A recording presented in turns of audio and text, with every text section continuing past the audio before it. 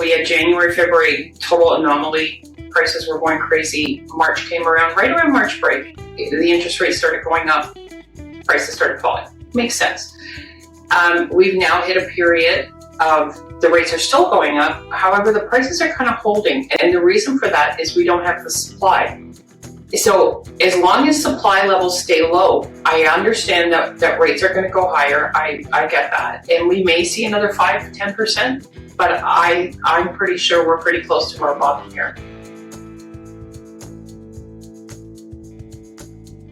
And they probably will. Like Durham has 8 months of inventory. Hamilton has 4 months of inventory. Barrie has 1.2 months of inventory. So that's why it's so pocket driven. Like it just depends. And like Durham, 100% are going to drop more. But we felt it first and we felt it harder. So I think everybody else just playing catch up.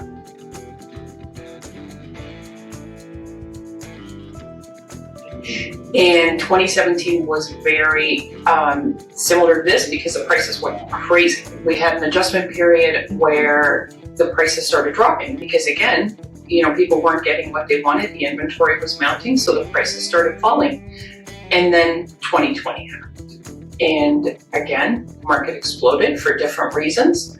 However, nothing stays down forever. Nothing goes up forever. Nothing stays down forever. So if we have some lesson to learn from what we've seen in the past, 2017 was a very similar market. It lasted about a year and a half.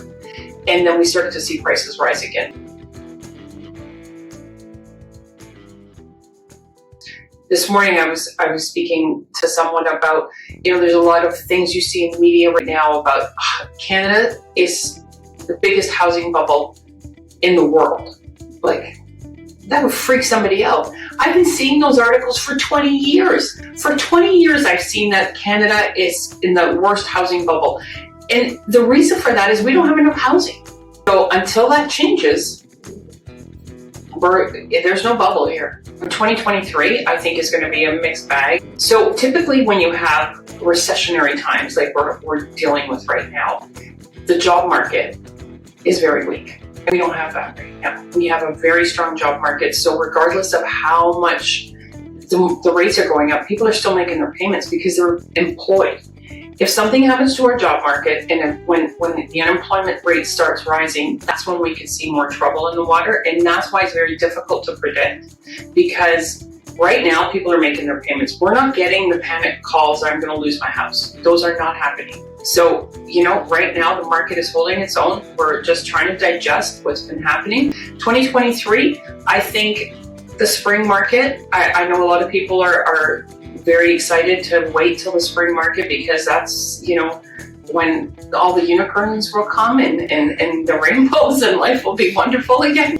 But I don't think so. I think you're going to see a lot of the same. I think you're going to see a lot of people being cautious. And I take great offense to people thinking that buyers aren't buying right now because they're waiting for the bottom. That is not why buyers are not buying right now. Buyers don't buy right now because they can't afford the payments. So it only makes sense that we are going to have to go down a little bit further probably just to make it affordable for a buyer to buy a home. I don't have a crystal ball. However, given all the data that I intake on a daily basis, I'm thinking this market's going to hold its own for a little bit.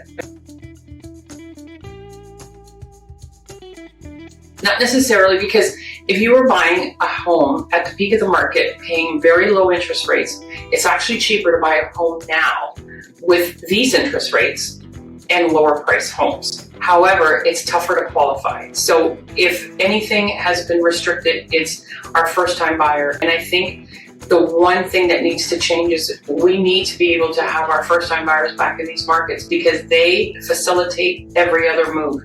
If we don't have our first-time buyers, our middles aren't moving, our high-end's not moving, so we absolutely need to figure out a way to get those first-time buyers back. I want to wish you a wonderful 2023. Happy holidays to everyone out there, and please be safe.